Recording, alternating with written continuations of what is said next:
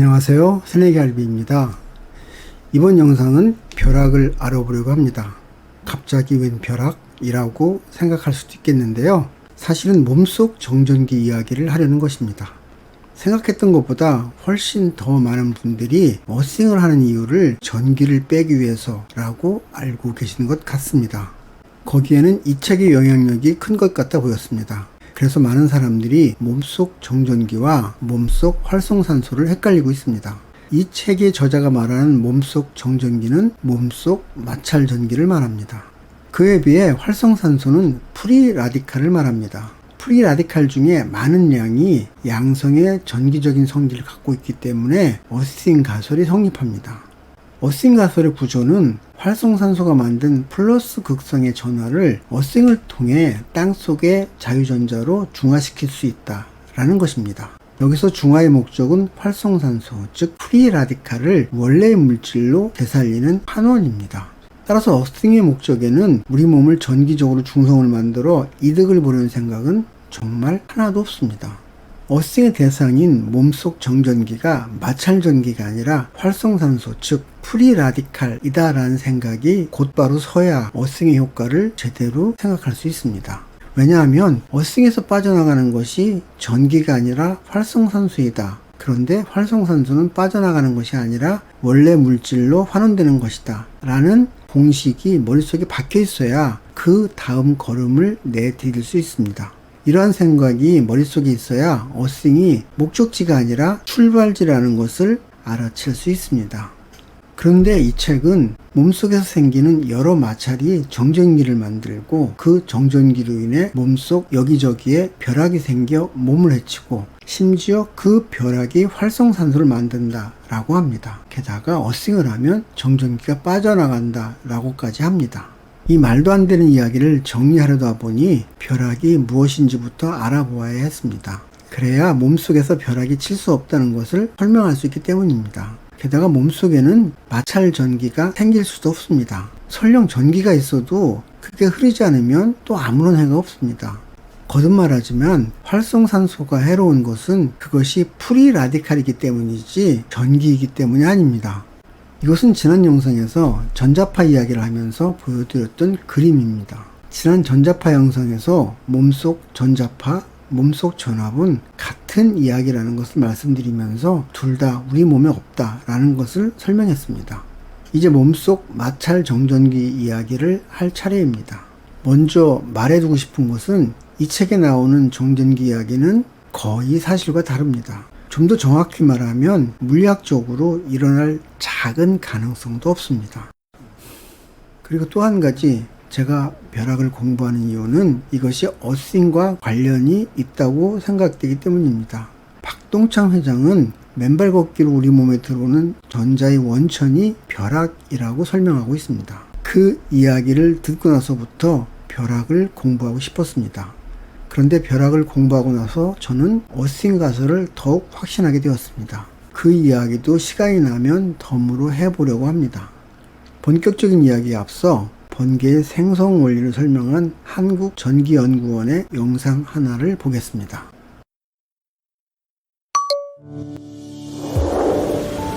한여름 장마철이 되면 곳곳에 천둥번개 소식이 들려오는데요. 인류와 가장 오랫동안 함께한 전기인 번개. 번개는 어떤 원리로 생기는 걸까요? 폭풍이 몰아치면 물방울과 얼음 알갱이에 마찰이 생겨 작은 얼음은 물방울에게 전자를 빼앗기게 됩니다. 이로 인해 전하가 분리된 번개 구름, 즉 뇌운이 만들어집니다. 이때 구름 위쪽은 양전하를, 아래쪽은 음전하를 띠게 되는데요. 이들 사이에 전압이라는 힘이 생겨 순간적으로 강력한 전기를 만들어내는 것을 번개라고 합니다. 번개의 종류는 여러 가지가 있습니다. 구름 안에서 생기는 운내방전과 구름과 구름 사이에 생기는 운간방전, 땅에 떨어지는 번개인 낙뢰가 있습니다. 우리는 번개를 보면 본능적으로 무서움을 느끼는데요. 실제로 번개 줄기의 온도는 27,000도로 태양 표면의 온도보다 무려 4배나 높고 낙뢰의 전압은 약 수십억 볼트로 가정에서 사용하는 전압의 약 50만 배나 된다고 하네요. 이렇게 강한 에너지를 가진 번개로부터 소중한 목숨을 지키려면 낙뢰 대피요령 안전상식을 꼭 알고 있어야겠죠? 이 영상에 벼락의 핵심 내용이 모두 들어있습니다. 다만 이 내용은 일반인을 대상으로 만든 아주 쉬운 버전의 영상이라 실제와 약간 다르게 해석될 수 있는 것이 몇 개 있습니다. 그중 중요한 게 전기가 만들어지는 과정입니다. 조금 어려울지 모르겠지만 지금부터 이 내용을 잘 들어두십시오. 그럼 시작하겠습니다. 벼락과 번개를 만드는 구름을 네운이라고 하며 주로 정난운을 말합니다. 네운은 이렇게 씁니다. 영어로는 썬더 클라우드라고 하고요. 국어사전에는 번개, 천둥, 네우 따위를 몰고 오는 구름이라고 정의되어 있습니다. 그런데 네우라는 어려운 말이 또 들어가 있었습니다. 그래서 네우를 찾아봤습니다. 그랬더니 네우는 천둥과 번개를 동반한 비라고 합니다. 그럼 처음부터 네운을 번개와 천둥과 비를 몰고 오는 구름이라고 하면 될 것을 왜 굳이 네우라는 어려운 말을 써서 헷갈리게 할까요? 이게 좀 배웠다는 사람들의 아주 못된 말본세입니다. 네우는 정난운을 말하는데 우리말로는 센비구름이라고 합니다. 저는 토박이 우리말이 쉽기 때문에 될 수 있으면 찾아 쓰고 있습니다. 이번 영상에서는 앞으로 센 비구름이라고 말하겠습니다. 번개, 천둥, 벼락을 만드는 구름이 되려면 몇 가지 조건이 갖추어져야 합니다. 첫째, 공기가 덥고 물기가 많아야 합니다. 즉 고온 다습해야 합니다. 둘째, 대기가 불안정해야 합니다. 그리고 강력한 상승 기류가 있어야 합니다. 이와 같은 조건이 만들어지면 길쭉한 모양의 수직으로 고추선 구름이 만들어지는데 이게 바로 센 비구름입니다. 이 구름은 높게 가면 11km까지도 올라간다고 합니다. 구름의 끝자락 온도는 가장 낮을 때 영하 50도까지 내려가기도 합니다. 고온 다습하다는 것은 공기 중에 물방울들이 많다는 것을 말합니다. 이 물방울들이 위로 올라가는 강력한 공기의 힘에 끌려 올라가다가 영하 10도쯤 높이에서부터 얼기 시작합니다.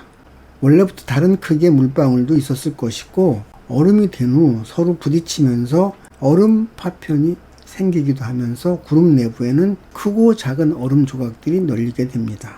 매우 센 상승 기류에 빨려 올라가던 얼음방울들이 점점 커지다가 많이 커지면 무게를 견디지 못하고 떨어집니다. 얼음 조각이 떨어지다가 영상의 온도에 이르면 녹아서 물방울이 되고 이 물방울이 다시 상승 기류에 밀려서 올라가다가 얼음 알갱이가 되는 순환이 생깁니다. 이 순환 과정에서 얼음 알갱이들이 전하를 갖게 됩니다.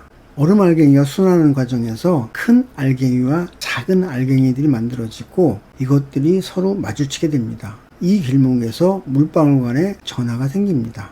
그런데 이 전하는 마찰 때문에 생기는 것은 아닙니다. 얼음 알갱이는 크면 클수록 표면 온도가 높고 작으면 작을수록 표면 온도가 낮다고 합니다. 이것을 설명하려면 많은 말을 해야 하니까 그냥 팩트로 받아들이고 가겠습니다. 표면 온도가 다른 얼음 알갱이들이 접촉하면 중요한 전기 현상이 일어나는데 상대적으로 따뜻한 얼음 알갱이에서 찬 알갱이로 양전하가 옮겨갑니다. 그래서 큰 얼음 알갱이 주변은 마이너스 전기를 띠게 되고 작은 얼음 알갱이 주변에는 양전하가 생기게 됩니다. 강력한 상승 기류 때문에 상대적으로 가벼운 얼음 알갱이는 위로 올라가고 무거운 얼음 알갱이들은 구름 아래쪽에 내려옵니다. 그래서 양전하를 띤 얼음 알갱이는 위에 모이고 음전하를 가진 얼음 알갱이는 아래쪽에 모이게 됩니다. 이렇게 양전하 무리와 음전하 무리가 나뉘는 것을 분극이라고 합니다. 이게 일반적으로 받아들여지는 센비구름의 전하 분포도 모형입니다. 대체로 양전하는 위쪽에, 음전하는 아래쪽에 모여 있습니다. 다만 음전하 구름 사이에 위로 올라가지 못하고 갇혀있는 작은 크기의 양전하 구름이 있는 것이 재미있습니다. 센비구름 안에서 정전기가 만들어지는 과정은 정전기가 만들어지는 것으로 흔히 알려진 일반적인 방식과는 많이 다른 낯선 방식입니다. 앞서 말한 대로 마찰에 의해 대전되는 게 아닙니다.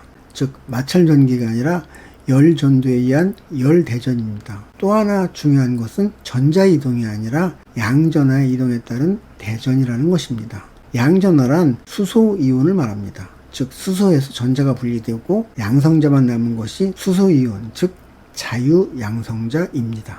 즉 양전하가 넘어갔다는 말은 물이 수소와 산소로 분해되고 다시 수소가 전자와 양성자로 분리가 된 후에 전자는 남고 수소이온, 즉 양성자가 넘어갔다는 말이 됩니다. 물론 그룹 내에서 전하가 이동하는 방식은 아직도 여러 의견이 분분합니다. 이제 이 그룹에서 어떻게 벼락이 치는지를 알아보겠습니다. 이것을 살펴보려면 정전기 유도라는 개념과 절연 파괴라는 것을 알아야 합니다. 하나하나 공부해 보겠습니다. 그런데 먼저 말씀드리겠습니다. 지금부터 말하는 내용을 들으려면 대수롭진 않지만 몇몇 전기 관련 용어들을 알아야 합니다. 전기 용어들을 다시 설명하면서 가려면 시간이 너무 많이 걸립니다. 그래서 이 영상 먼저 보고 오시면 도움이 됩니다. 자, 그럼 짧은 영상을 하나 보고 이야기를 계속하겠습니다.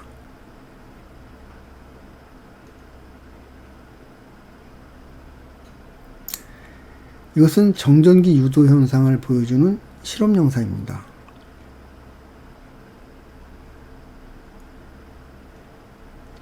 천연 울 소재로 만든 천으로 플라스틱 막대를 문지르면 마찰 연기가 생깁니다. 그러면 천에 있던 전자가 플라스틱 막대를 이동해서 플라스틱 막대가 마이너스 전하를 띠게 됩니다. 옆에 보이는 알루미늄 캔은 중성입니다. 즉 전기적인 성질이 없습니다. 그런데 마이너스 대전된 플라스틱 막대를 캔 근처로 가져가면 재미있는 일이 생깁니다. 즉 마이너스 대전된 플라스틱 막대를 캔 가까이 가져가면 캔 속의 자유전자가 최대한 도망칩니다.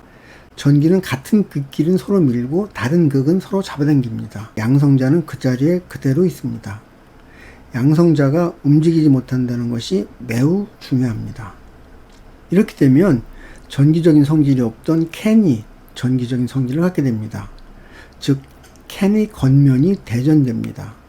막대에 가까운 쪽은 플러스 전하를, 반대쪽은 마이너스 전하를 띱니다. 캔 자체는 여전히 중성이지만 자유전자가 한쪽으로 쏠렸기 때문에 생기는 현상입니다. 그러면 막대와 캔 사이에는 끌어당기는 힘이 생겨 알루미늄 캔이 플라스틱 막대에 달라붙습니다. 즉 전기를 띠지 않는 중성의 도체에 대전체가 다가오면 전자가 한쪽으로 쏠리면서 전하를 띠게 되는 현상이 생기는데 이것을 정전기 유도 현상이라고 합니다. 벼락을 이해하기 위해 알아야 할 또 하나의 개념은 절연 파괴라는 것입니다. 공기는 기본적으로 절연체, 즉 전기가 통하지 않는 부도체입니다. 그런데 높은 압력의 전기가 주어지면 이 압력이 공기를 뚫고 길을 만들어 전기를 흘려보냅니다. 이것을 절연 파괴 방전이라고 합니다. 절연 파괴는 이렇게 씁니다. 영어로는 Dielectric Breakdown입니다. 제가 계속 말씀드리죠. 영어가 더 쉽다고. 영어는 전기 용어는 모두 일렉트릭을 씨앗말로 해서 만들어집니다. 우리는 뒤죽박죽, 엉망진창, 제멋대로가 아니라 일본 사람들이 만든 말을 그대로 쓰고 있기 때문에 왜 이런 말이 만들어졌는지 아무도 모릅니다. 이것이 절연 파괴를 보여주는 그림입니다. 공기 중에서 절연 파괴가 일어나려면 매우 큰 전압이 있어야 합니다. 제가 여기저기 자료를 찾아봤는데 조금씩 달랐습니다. 한 곳은 3kV/cm, 즉 1cm 거리에 3000V의 전압이 있어야 한다고 되어 있었습니다. 또 한 곳은 3kV/mm, 즉 1mm 거리에 3000V의 전압이 있어야 한다고 되어 있었습니다. 10배의 차이가 있는데 이것을 규명할 제3의 자료는 아직 찾지 못했습니다.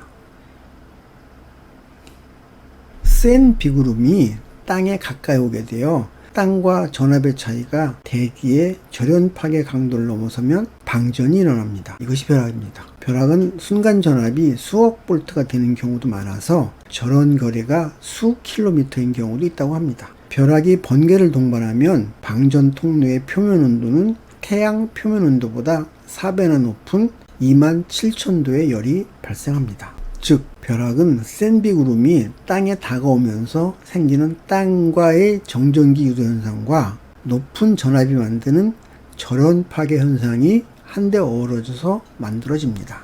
센 비구름이 밑으로 내려오면서 전기적인 영향력이 땅에 미치면 땅 속의 자유전자가 도망갑니다. 앞서 본 캔과 같은 정전기 유도 현상이 벌어지는 것입니다. 그러면 움직일 수 없는 양성자만 남아 땅 표면이 플러스 성질을 갖는 대전차가 됩니다. 그러면 땅과 구름 사이에 전기적으로 끌어당기는 힘이 생기고 구름은 땅으로 더 가까이 내려오게 됩니다. 그러다가 구름과 땅의 거리가 절연 파괴가 일어날 정도로 가까워지면 전기길이 열려 벼락이 떨어집니다. 이 그림은 아까 잠깐 보여드렸던 번개구름의 전하 분포 모델입니다. 아까도 말했지만 묘하게도 구름 아랫자리에 양전하들이 보입니다. 이게 별도의 구름으로 나뉘어져서 땅에 다가오면 이번에는 양전하 벼락이 생깁니다. 양전하 벼락은 전체 벼락의 약 10% 정도라고 합니다. 벼락이 사람 몸에 피해를 주는 경로는 대개 4가지로 나누어 설명됩니다. 직경뇌란 벼락 전기가 직접 사람을 통해 땅으로 흐르는 경우를 말합니다. 다시 말해 벼락 맞은 것입니다. 이러면 거의 중상을 입거나 죽습니다. 진흙 있던 물건에 벼락이 떨어지는 것을 접촉 뇌격이라고 합니다. 골프채, 등산 스틱, 우산 따위가 벼락에 맞을 수가 있습니다. 그 다음은 측면 섬락입니다. 참 말이 어렵죠? 마치 외계어 같습니다. 이럴 때 영어가 쉽습니다. 영어로 사이드 플래시라고 합니다. 벼락이 나무와 같은 곳에 떨어졌을 때 근처에 있었다면 사람과 나무 사이에 절연 파괴가 일어나 감전될 수 있습니다. 벼락이 땅에 떨어져 전류가 흐를 때 그 근처를 걸으면 감전될 수 있습니다. 이것을 보폭전압 감전이라고 합니다. 벼락이 땅에 떨어져 땅에 전류가 흐를 때 양발 사이에 전유차가 생기면 전기가 사람 몸을 통해 흐를 수 있습니다. 이러한 사고는 전기 선로에 문제가 생겨 땅으로 전류가 셀 때도 발생할 수 있습니다. 이 내용은 다음 영상에서 자세히 다룹니다. 거듭말하지만 사람 몸속에는 마찰 전기가 생기지 않습니다. 그래서 몸속 벼락은 얘기할 가치도 없습니다. 100번 양보에 정전기가 있다고 쳐도 벼락 칠 일은 없습니다. 앞서 공기의 절연 파괴 기준은 1cm로 잡아도 3000V입니다. 그럼 3V를 기준으로 해도 0.01mm의 간격입니다. 사람 몸속에는 공기 절연층이 있지도 않고 이 정도의 거리에 이 정도의 전압이 있을 가능성도 그냥 제로입니다. 그런데 벼락이 치면 어마무시한 양의 전자가 땅으로 들어갑니다. 2021년 기준 우리나라에 떨어진 벼락이 12만 4천 회라고 합니다. 그러면 지구 전체로는 얼마나 많은 벼락이 쳤을까요? 어마어마하겠죠?